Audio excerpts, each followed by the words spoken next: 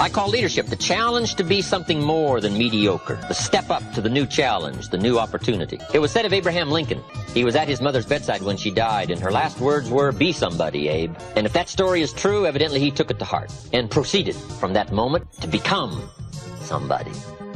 And that's the key to leadership, inner inspection of your gifts and your skills, your integrity and your character. I've got a good phrase for you to jot down. Here it is. To attract attractive people, you must be attractive. We're going to talk now about leadership skills. To attract other people, the key is to be attractive. We come back to the central theme of all of my lectures. Here's what I start with. The major part of your world starts with you. Mr. Schoaf gave me, in dramatic fashion, one of the major keys that changed my life. Here's what he said. Work harder on yourself than you do on your job.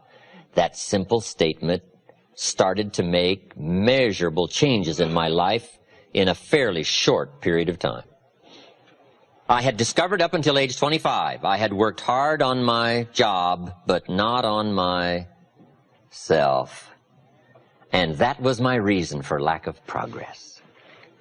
Now, when it comes to be a leader, the same thing applies. If you really want to attract attractive people, if you'd like to have people of quality around you, the key is to become a person of quality. Leadership, the ability to attract someone to the gifts and skills, opportunities to be around you as a manager, as a parent. I call leadership the great challenge of the 80s in a wide variety of areas. Science and politics, and industry and education, sales. And here's a major one. Parents. Sometimes parents don't see themselves as leaders, but it is the greatest chance for influence as a parent. I call leadership the challenge to be something more than mediocre, the step up to the new challenge, the new opportunity. It was said of Abraham Lincoln, he was at his mother's bedside when she died, and her last words were, "Be somebody, Abe." And if that story is true, evidently he took it to heart and proceeded from that moment to become somebody. And that's the key to leadership, inner inspection of your gifts and your skills, your integrity and your character. The outer look at how you present yourself as you appear. In some of our other lectures, we go through this whole scenario. The inside is important, but also the outside is important.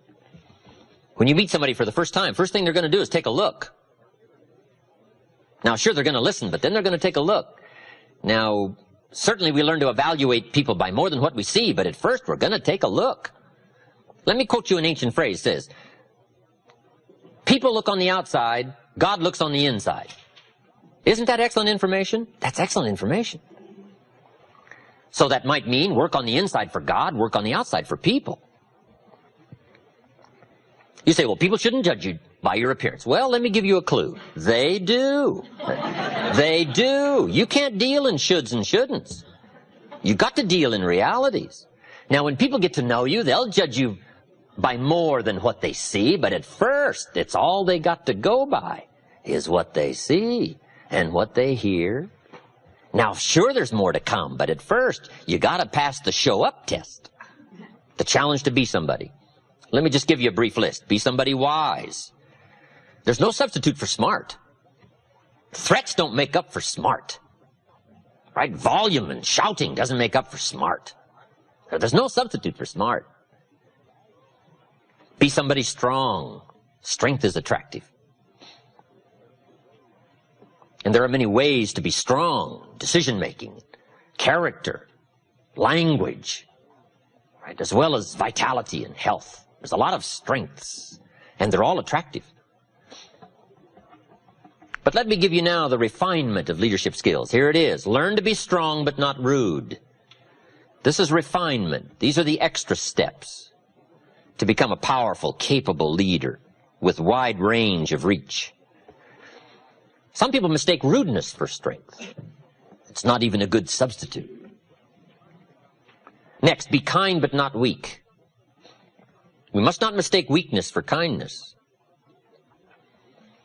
Because kindness isn't weak. Kindness is a certain kind of strength. We must be kind enough to tell somebody the truth. We must be kind enough and considerate enough to lay it on the line. We must be kind enough to tell it like it is and not deal in delusions. That's a sense of kindness. Not weakness, but kindness. Next, learn to be bold, but not a bully. It does take boldness to win the day, to become a leader. You got to stride out front. You got to be willing to take first arrows. You got to be willing to take first problem, first trouble, leading the way. You must boldly seize the spring. Farming is not an easy task. You must press the seeds into the soil. I think all of us would relate farming to hard work. It's hard work. Planting the seed, letting it grow, defending it against all of the encroachments of bugs and weeds. We call it not an easy task, but that's one of the best illustrations I know of life. If you want any value at all come harvest, you gotta press, you gotta be bold, you got to seize it. The high life is not for the timid and the shy. Here's the next one, be humble but not timid. Some people mistake timidity for humility. But humility is a virtue. Timidity is a disease. It's a malady. It's an affliction. Now, it can be cured, but it is a problem. But humility is a almost godlike word, a sense of awe, a sense of wonder, a sense of dimension, a sense of understanding the distance in worth and value, an awareness of the human soul, the spirit, something unique about the human drama versus the rest of life. Humility is a grasp of the distance between us and the stars, and yet having the feeling that we're part of the stars. Next, be thoughtful but not lazy. It's okay to dream, but we must not just become a dreamer. Here's a good refinement. Be proud but not arrogant. It takes pride to win the day. It takes pride in company, philosophy, opportunity. It takes pride in community, school. It takes pride in group, organization. It takes pride in cause and accomplishment. But the key is to be proud without being arrogant. Do you know the worst kind of arrogance? Arrogance from ignorance. It's hardly tolerable, right? Next, deal in realities. Deal in truth. Save yourself the agony. Just accept it like it is. Life is fairly unique. Accept it as unique. Now, best to call it unique. Some people call it tragic, but it's best to call it unique. The black widow spider eats her mate after he's finished his noble task. Now, some people would call that awful. I think it's more important to call it unique. Unique. That's unique.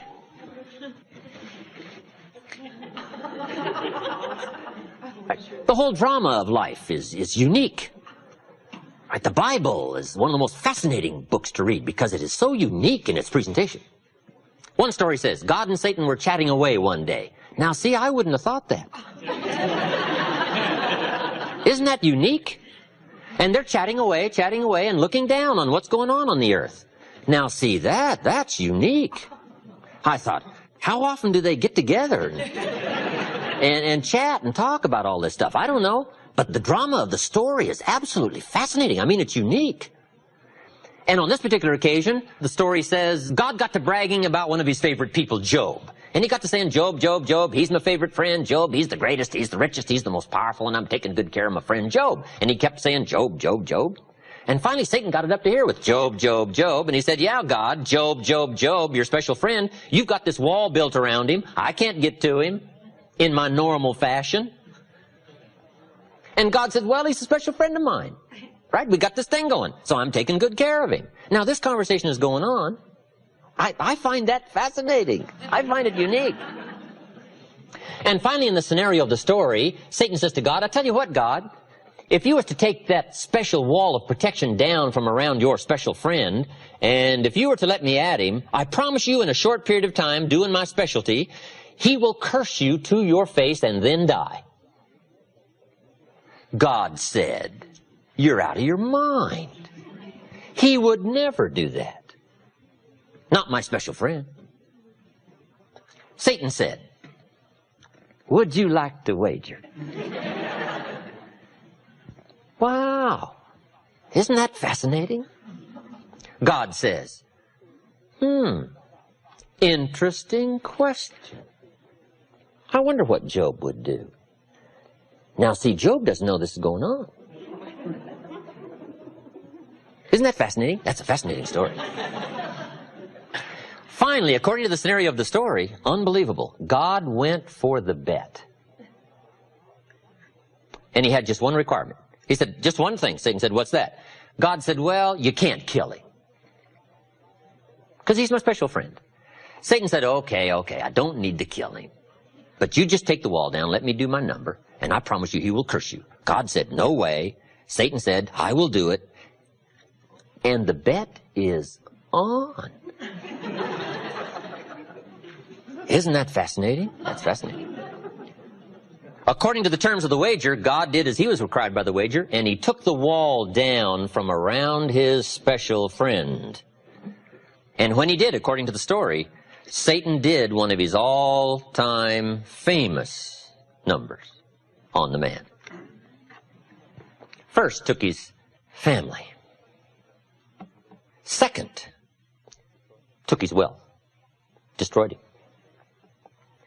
And blow 3, took his health. That's called triple blow. Your family, your fortune, and your health. In one of the last scenes, Job is sitting on the ashes with everything gone, and he is scraping his sores with a rock. And his wife comes along, and she's observed all of this scenario, God forsaking his special friend Job. And she said to Job, it looks like your friend has forsaken you. Why don't you just curse him and die? Satan said to God, here's where it happens. God says, he hasn't talked yet. Isn't that fascinating? That's fascinating. While they both watch, wondering the outcome of this wager, Job says, from his ashes, never. I will never curse my friend. God said, I knew it. I knew it. And he picks up the bet. 10-1 or whatever it was. I don't know. It doesn't say what the wager was. Isn't that fascinating? Now, the rest of the story says God did make it up to his friend, Job. And when you play these kind of games, you do have to make it up.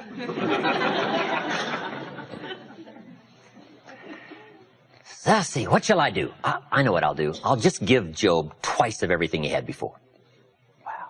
And Job became, according to history, one of the richest, most powerful men in the known world. But isn't that a fascinating scenario? Don't you find that fascinating? Now, it may be a bit frustrating, but we learn to turn frustration into fascination, right? And you just give up on a lot of this trying to figure it out and say, that's one of those things. It's a fascinating thing. I used to say, liars shouldn't lie. See, we call that wasted energy. Why would you deal in such Mickey Mouse pronouncements, right? Liars are supposed to lie. That's what they're supposed to do. That's why we call them liars. Lie. You wouldn't expect them to do anything else. Lie to say, liars shouldn't lie. We call you naive. And we especially call you naive if it upsets you, instead of finding it fascinating. Right? Somebody cuts you off on the freeway. You go chasing them down the freeway and shaking your fist. Hey, save yourself. They say they shouldn't cut you off on the freeway. Hey, hold on, hold on. That's what they're supposed to do. They're known as cutter-offers on the freeway. And if you say, those people shouldn't cut you off, we call you naive, naive. Come on. Here's some stuff that saved me a lot of agony and a lot of anguish and a lot of sleepless nights I used to go through and pulling my hair and wondering. I gave up on all that when I finally understood the 80-20 rule. Let me give some good clues on the 80-20 rule. As a leader, as a manager, being able to influence other people in this 80-20 group, here are some clues. Learn to spend 80% of your time as a leader with the 20%. For maximum efficiency and productivity, this is part of the key. Since it's going to be 80-20, and there's plenty of examples to show that it's 80-20, not exactly, but fairly close. Ask the minister of the church, who picks up the tab here? And he'll say, probably, 20% of the people pick up 80% of the tab. I mean, this is called one of those things, okay? So what do? Well, you learn to work with it and not try to solve it. It's like trying to solve the seasons. You don't solve the seasons, you learn to work with the seasons. They're all set. And some of these things by history are all set. The key is to learn to work with the way it is set. So part of the key of leadership is learning to spend 80% of your time with the 20% because they're doing the 80%. We would call that good leadership sense. Now you say, well, how do you do that? Let me give you part of the answer in how to do that.